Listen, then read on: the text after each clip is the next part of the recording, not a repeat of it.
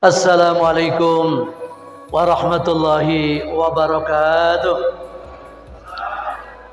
Alhamdulillahilladzi ja'ala lana syahra Ramadan syahrul siyam wa syahrul qiyam wa qad unzila fihil Qur'an hudal linnasi wa bayyinatin minal huda wal furqan. Asyhadu an la ilaha illallah wahdahu la syarika lah wa asyhadu anna sayyidana wa nabiyyana Muhammadan abduhu wa rasuluh. Allahumma salli wa sallim wa barik ala sayyidina Muhammadin wa ala alihi wa ashabihi ajma'in. Amma ba'du, faqala Allah ta'ala fi kitabihil karim wa wasaqul qailin a'udzu billahi minasy syaithanir rajim. Bismillahirrahmanirrahim. Ya ayyuhalladzina amanu kutiba alaikumus syiyam kama kutibal ladzina min qablikum la'allakum tattaqun. Shadaqallahul adzim. Yang saya hormati Ketua DKM Masjid Ar-Rahmah Bapak Haji Rauf. Yang saya hormati Bapak dan Ramil kita itu Bapak Budi Kiswanto. Beliau adalah baru untuk di lingkungan kita, baru 1 bulan Pak ya. Yang saya hormati dari Polsek Bekasi Utara yang dalam hal ini diwakili oleh Bapak Gogot Handoku. Dari kecamatan biasanya diwakili oleh kesosnya. Hadir mungkin Ibu Ade atau Bu Wiwi. Yang saya hormati para sesepuh, para ustaz, para hujjaj, jamaah Masjid Ar-Rahmah, bapak-bapak dan ibu-ibu, semuanya dirahmati Allah Subhanahu wa taala. Dan tidak ketinggalan yang saya hormati teman-teman DMI yang seragamnya abu-abu apa namanya itu? Ya, biru ya. Ini anggota DMI dari Bekasi Utara, 6 kelurahan, masing-masing ada perwakilannya, ranting dari Teluk Pucung, kemudian semuanya alhamdulillah. Dan beliau-beliau ini adalah pengurus-pengurus masjid rata-rata, sehingga menyempatkan waktunya untuk ditinggalkan dulu masjidnya menuju Masjid Ar-Rahmah. Oleh karena itu beruntung sekali Masjid Ar-Rahmah dihadiri oleh banyak ini pejabat-pejabat kita juga. Alhamdulillah dengan kesempatan Ramadan ini beliau bisa hadir meninjau langsung. Dari Polsek juga begitu, yang mana biasanya hanya kontrol lewat jalannya saja, sekarang masuk ke dalam masjidnya, sehingga tahu persis situasi dan kondisi wilayahnya dan pada umumnya yaitu masyarakatnya. Rahmat dan salam semoga terlimpah curahkan pada junjungan kita Nabi besar Muhammad SAW. Semoga melimpah pula kepada keluarganya, sahabatnya, dan pengikut-pengikutnya yang senantiasa menjalankan sunnah-sunnahnya. Bapak Ibu yang saya hormati, DMI Bekasi Utara ini kantornya di Ruko Panorama Perwira, Ruko Panorama Perwira samping PTN. Alhamdulillah dari mulai berdiri, artinya kepengurusan kami setiap Ramadan mengadakan suling. Antiknya adalah di hari-hari kerja, karena hari Sabtu dan Minggu rata-rata ustadznya kepake. Jadi anggota daripada DMI itu para ustadz-ustadz ini. Maka hari Sabtu Minggu buka lapak. Orang lain Sabtu Minggu tutup lapak, kalau ustadz Sabtu Minggu buka lapak. Kemudian apa sih pekerjaan maupun tugas daripada DMI? Ini kan perlu saya sampaikan sebelum saya ceramah ini. Kebetulan double ya menyambut sambutan atas nama Ketua DMI dan sekaligus tausiahnya. Yang dulu dikenal banyak orang adalah baru MUI ya. DMI apa itu DMI? Dewan Masjid Indonesia. Lembaganya resmi Dewan Masjid Indonesia, ketua umumnya adalah Bapak Haji Yusuf Kala, mantan wakil presiden. Kemudian terus sampai ke tingkat provinsi, tingkat wali kota, tingkat kabupaten juga, dan sampai ke tingkat kecamatan. Kami adalah yang di tingkat kecamatan Bekasi Utara. Jumlah masjid yang sudah didaftar oleh DMI 162.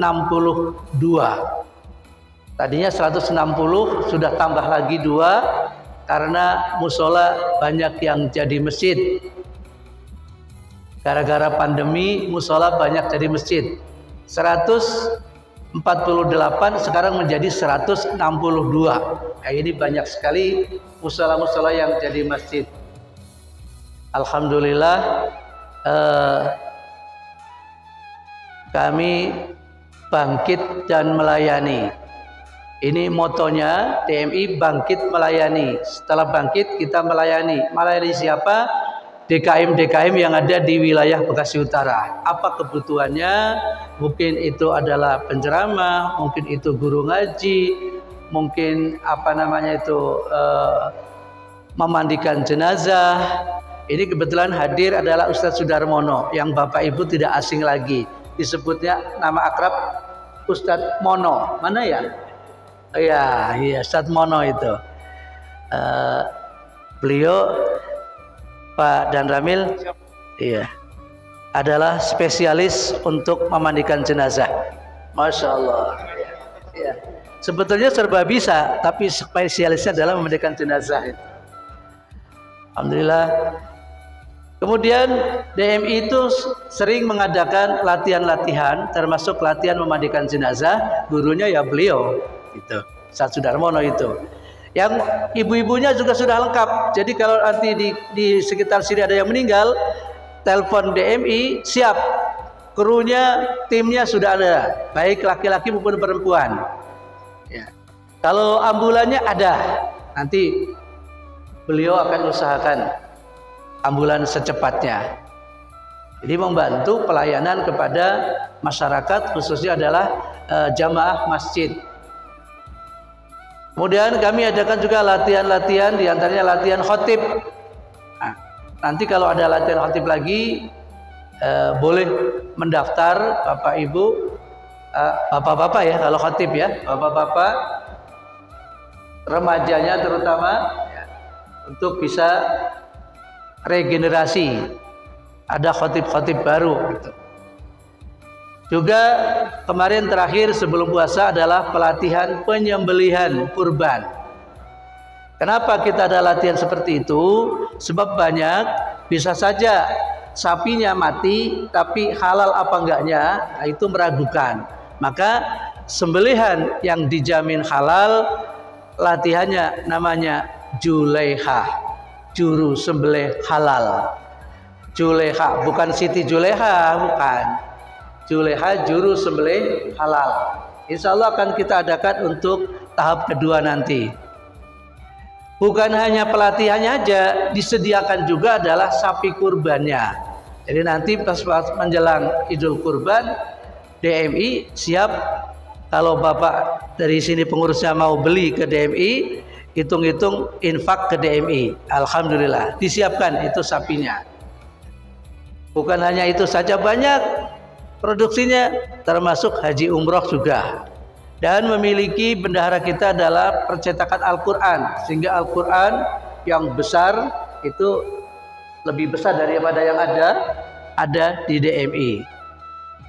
Beliau adalah langganan Kemenak. Ini sekedar informasi untuk kegiatan DMI.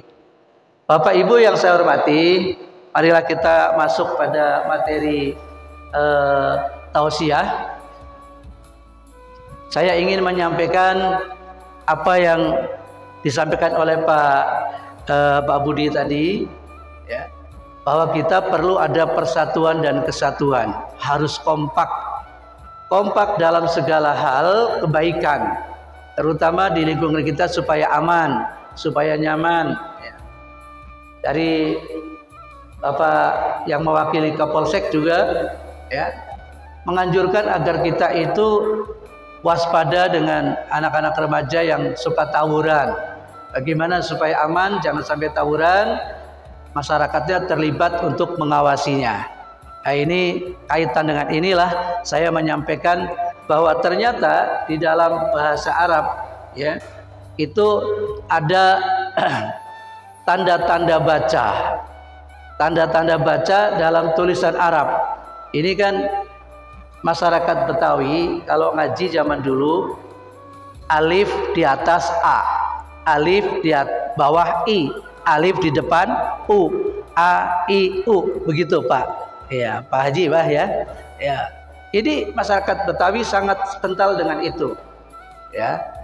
A, I, U. Di dalam ilmu nahwu, grammarnya bahasa Arab itu farfa bidomin wansiban fathan wajur kasron kadzikrullahi abdahu yasur. Alfiyah Ibnu Malik yang 1000 bait. Berilah tanda rofa dengan domah, tanda nasab dengan fathah, tanda jer dengan kasroh. Kalau mati dengan sukun, ada juga tanwin fathah, tanwin kasroh, tanwin domah. Ibu-ibu kan paham ibu ya? Tanda baca bu, ini ngajinya filosofi tanda baca. Ya, ini bisa diterapkan dalam kehidupan kita. Rofa itu artinya adalah tinggi, nasab datar, majrur itu rendah. Nah, kalau kalimat itu adalah rofa, tandanya domah. Tahu domah Pak? Domah itu kalau ngucapin domah itu mesti bibir atas dan bawah kumpul. Domah. Gak mungkin pisah. Dicoba kalau pisah. Domah. Gak bisa itu. Mesti domah. Nah ini kalau kita kepingin jadi orang yang mulia, kita ingin bersatu, bersatulah kita atas dan bawah. Harus bersatu, harus kumpul. Bibir atas dan bawah kumpul. Domah baru tercipta. Kalau bangsa kita kepingin hebat, bangsa kita kepingin maju, harus bersatu. Bagikan domah. Tanda baca domah itu rofa di atas. Domah. Kullu harkatin yalzidamu safataini inda nutkibiha. Itu definisinya. Setiap gerakan yang mewajibkan kumpulnya dua bibir atas dan bawah ketika mengucapkan domah. Jadi kalau domah baris di depan, udah di atas di depan lagi. Ya Pak ya. Bukan sekedar di atas tapi baris di depan, ya, alif di depan, U begitu. Kalau bunyi U itu baris di depan, di atas dan di depan. Kalau kita kepingin menjadi orang yang hebat, yang di atas dan maju di depan sebagai pemimpin, rajin-rajinlah kita berkumpul, dalam arti kita punya persatuan. Jangan sendiri-sendiri.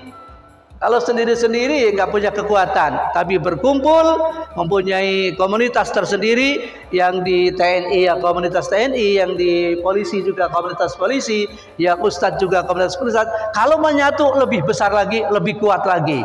Maka alhamdulillah pagi hari ini dibuktikan bahwa 3 pilar dari kecamatan, kemudian dari Polsek dan dari TNI menyatu.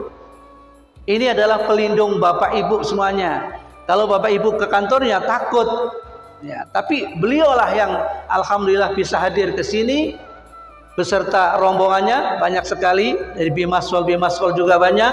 Alhamdulillah, mudah-mudahan ini adalah salah satu tanda negeri kita akan menjadi negeri yang maju, negeri yang baldatun thayyibatun wa rabbun ghafur. Ini baru domah. Fathah artinya terbuka. Kita ngucapin fathah mesti terbuka, ya, nggak mungkin tertutup. Fathah nggak mungkin. Kita harus ada keterbukaan. Ada keterbukaan kita. Fathah, ya, terbuka. Jangan kita tertutup. Sudah zamannya sekarang transparansi. Harus ada keterbukaan. Laporannya jelas, ini jelas.